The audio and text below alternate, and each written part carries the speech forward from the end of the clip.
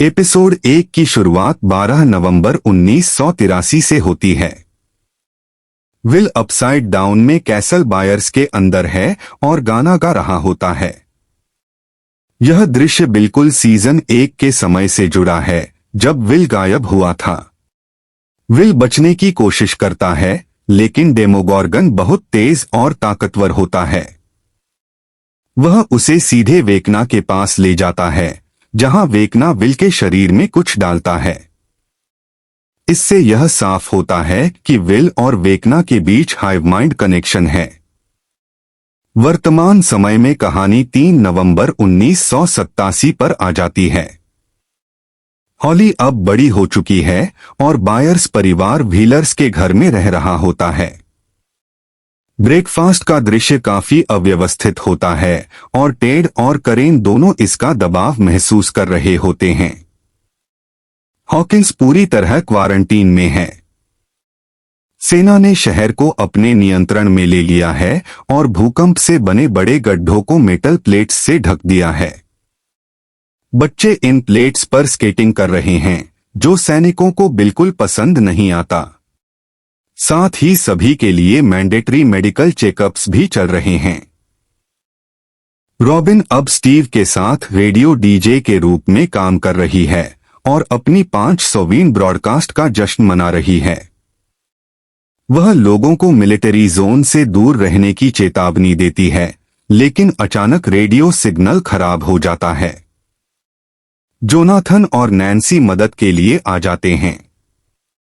Jonathan और Steve दोनों Nancy का ध्यान आकर्षित करने के लिए प्रतिस्पर्धा करते हैं और रेडियो टावर पर चढ़ने की रेस लग जाती है। वहीं नैन्सी और रॉबिन ज्यादा रुचि मरे में दिखाती हैं, जो मिलिट्री जोन से स्मगल्ड सामान लाता है। उस सामान में एक मैनिफेस्ट होता है जो बताता है कि रात 10 बजे एक सप्लाई रन होने वाला है। रेडियो का यह सेटअप गैंग के लिए कम्युनिकेशन टूल भी बन जाता है। सिग्नल वापस आता है और बाकी गैंग को प्लान का पता चलता है। इन सप्लाई ट्रकों का असली मकसद होता है अपसाइड डाउन में घुसना। इस सीजन में डस्टिन एड्डी की मौत से बहुत प्रभावित है। वह हेलफायर क्लब की शर्ट पहनकर स्कूल जाता है और हॉकिंस टाइगर्स अब एंडी के नेतृत्व में से डरता नहीं। बाकी लोग चाहते हैं कि डस्टिन ब्लेंड इन करे, लेकिन डस्टिन उल्टा एंडी को प्रोवोक करता है और बुरी तरह पीट जाता है। 11 अब भी सेना से छिपी हुई है और अपनी पावर कंट्रोल की ट्रेनिंग कर रही है।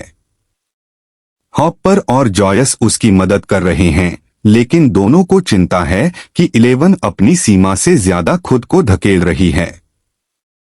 11 का लक्ष्य है कि वह सप्लाई रन में शामिल हो। हॉपर एक असंभव समय चुनौती रखता है। 11 वह समय पार कर देती है, लेकिन हॉपर पहले मना कर देता है। जॉयस समझाने के बाद आखिरकार 11 को जाने की अनुमति मिलती है। सेना की तरफ से डॉक्टर के 11 के पीछे रहती हैं, जो लगती हैं कि अपसाइड डाउन के एक्सपेरिमेंट्स की लीड साइंटिस्ट हैं।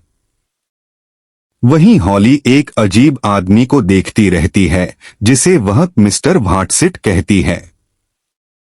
सभी सोचते हैं कि यह सिर्फ उसकी कल्पना है। उसकी टीचर उसे स्कूल गेट पर खुद से बात करते हुए देखती है और करेन को बुलाती है। माइक हॉली को प्रोत्साहित करता है और उसे डी का एक फिगर देता है, जिसे हॉली नेकलेस बना लेती है। नीचे टेड और करेन के झगड़े से यह संकेत मिलता है कि घर का माहौल ठीक नहीं है। रात को सप्लाई रन शुरू होता है। 4 ट्रक आते हैं, एक में हॉपर छुपा होता है। बर्नर्स के बाद ट्रक अपसाइड डाउन में प्रवेश कर जाते हैं। जोनाथन और स्टीव ऊपर से सिग्नल ट्रैक कर रहे होते हैं। अचानक ट्रक रुक जाता है और पता चलता है कि वेकना हमला करने के लिए तैयार है। विल को सीजिंग होती है और वह गिरकर बेहोश हो जाता है। हॉपर को गोली लगती है और सैनिक डेमोगॉर्गन्स पर फायरिंग करते हैं। ट्रक क्रैश हो जाता है, रेडियो सिग्नल कट जाता है और हॉपर अकेला अपसाइड डाउन में रह जाता है।